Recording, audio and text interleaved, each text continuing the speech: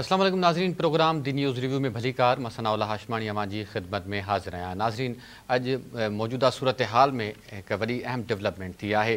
Toshakhana case में गिरफ़्तार बुशरा बीबी 9 महीननि खां पोइ जेल मां आज़ाद थी वई आहे। गुज़िरियल इस्लामाबाद हाई कोर्ट मां तोशाखाना रेफरेंस 2 मां बुशरा बीबी जी ज़मानत मंज़ूर थी हुई, जंहिंखां पोइ अॼु उहा आज़ाद थी ऐं पिशावर रवानी थी वई आहे।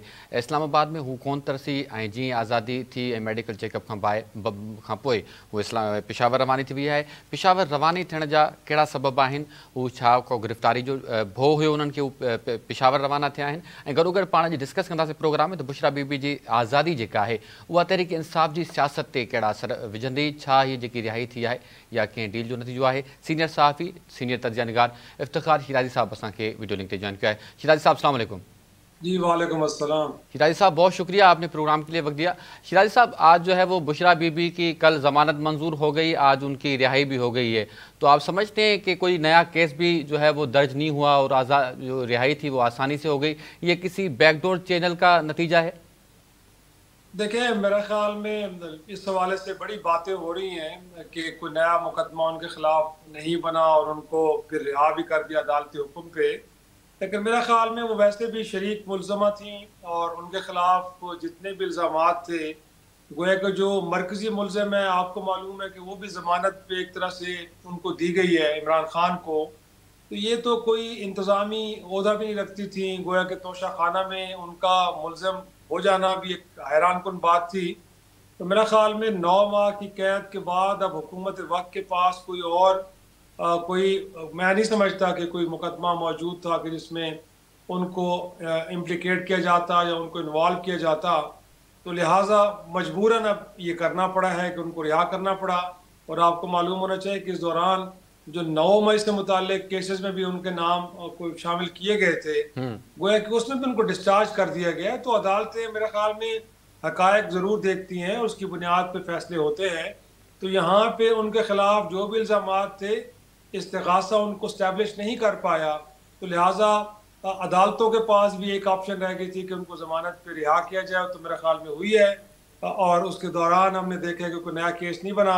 और पहले मरहले में शायद उनका क़याम कहीं लाहौर में था कि भी वो रहेंगी, लेकिन अब इस खदशे का इजहार किया जा रहा है कि शायद पंजाब की हुकूमत किसी मुकदमे में उनको इन्वॉल्व न कर दे।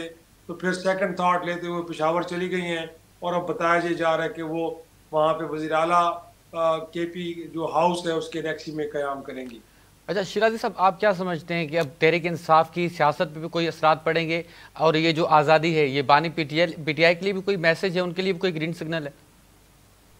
और ग्रीन सिग्नल तो मेरा ख्याल में हम नहीं कह सकते। और बुशरा बीबी की गिरफ्तारी पहले मेरा ख्याल में एक दबाव की कैफियत बढ़ाने के लिए ऐसा किया गया था और इम्प्रेशन ये दिया गया इमरान खान को कि उनकी फैमिली के लोगों को भी अब अंदर डाला जा रहा है। तो बेहतर ये है कि वो किसी डील, क्योंकि शुरू में हमें याद है कि जब वो अटक जेल में थे तो उनको कहा जाता है कि एक डील ऑफर की गई थी कि वो पाकिस्तान से चले जाएं और वो उस पर राजी नहीं हुए। तो उसके बाद एक दबाव की कैफियत बनाई गई।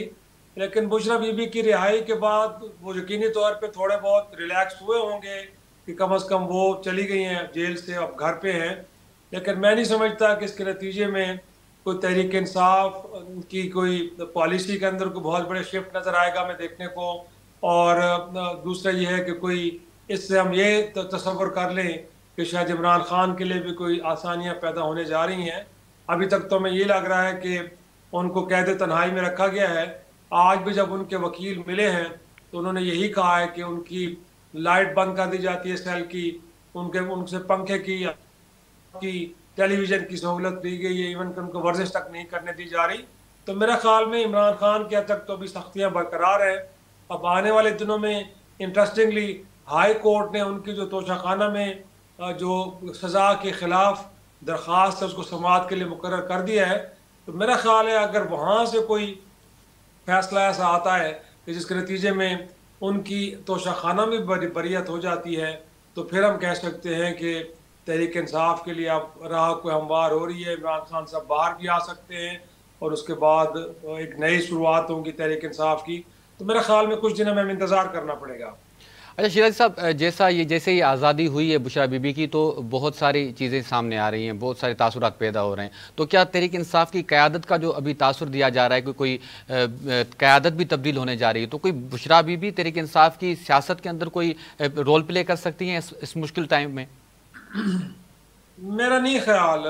अगर कुछ ऐसा होता तो इमरान खान साहब जब खुद जेल में गए थे और उस दौरान ही वो अपनी लोगों के ज़रिए अपनी अहलिया को ये पैगाम दे सकते थे कि वो अमली सियासत में आए और पार्टी को लीड करें। उन्होंने तो अपनी बहनों को भी नहीं कहा, और अलीमा खान साहबा अगरचे इस सारे अरसे के दौरान अपने भाई से मिलती भी रही हैं और उनका केस भी कंटेस्ट करती रही हैं, और आपने देखा है कि इस्लामाबाद के एक मुजाहिरे में उनको गिरफ्तार भी किया गया, उनकी बहनों को। लेकिन उन्होंने अपनी बहनों के मुतालिक भी ये नहीं समझा, क्योंकि वो मरूज की सियासत के खिलाफ हैं और वो समझते हैं कि इसमें ख़ानदान के अफराद को कोई इस तरह का रोल देना शायद उससे पार्टी के कारकुन वो उसको मुनासिब नहीं लेंगे, कोई मुस्बत अंदाज में नहीं लेंगे। तो मेरा नहीं ख्याल कि बुशरा बीबी को अमली सियासत में आ रही हैं और वो कोई बड़ा रोल प्ले करेंगी। उनको एक रिलीफ मिल गया है और वो एक हाउस वाइफ के तौर पे ही रहेंगी, और उनका किरदार मुझे कोई सियासत में कोई बड़ा किरदार नज़र नहीं आ रहा। लोग इसके हवाले से ज़रूर बात कर रहे हैं कि शायद अब वो आके लीड करेंगी। हाँ, ये ज़रूर है कि मुमकिन तौर पे वो मीडिया टॉक करें या अपने सियासी अकाबरीन के ज़रिए लोगों को ये ज़रूर बताएं कि 9 माह के दौरान जेल में उनके साथ क्या क्या होता रहा, उनके ऊपर क्या सख्तियाँ बरती गई। शायद इस हवाले से वो लब कुशाई करें, लेकिन तहरीक इंसाफ को लीड करते हुए मुझे नज़र नहीं आ रही। अच्छा शिराजी साहब, दूसरी जानिब अली अमीन गंडापुर साहब ने भी जो है वो दोबारा एहतजाज का ऐलान किया है। वो कह रहे हैं तारीख का तयन तो बाद में होगा, लेकिन वो एहतजाज करने जा रहे हैं। तो आपको लगता है अब तहरीक इंसाफ साहब जो है वो मुफाहमत की जगह जो है वो मुज़ाहमत की तरफ जा रही है दोबारा? क्योंकि 26वीं आइनी तरमीम के दौरान जो हमने देखा कि उनका जो रोल था बड़ा क्लियर था, साफ नज़र आया। पार्लिमानी कमेटी में उन्होंने हिस्सा तो लिया, उनमें शिरकत तो की, लेकिन बाद में वो इजलास में नहीं गए। जी, मेरा ख्याल में 10 तारीख का उन्होंने जो अनाउंसमेंट की है, लगता ये है कि जो इस वक्त इम्प्रेशन एक मिल रहा है कि तहरीक इंसाफ ने सड़कों पे आने की कोशिश की और एस्टैब्लिशमेंट को दबाव में लाने के लिए उन्होंने एक हरबा इस्तेमाल किया, लेकिन उसमें वो नाकाम हुई है। तो मेरा ख्याल में उस इम्प्रेशन को डिसमेंटल करने के लिए उन्होंने एक कॉल दी है, और अभी तक तो हम ये कह सकते हैं कि एक फ़र्द वाहिद की स्टेटमेंट है।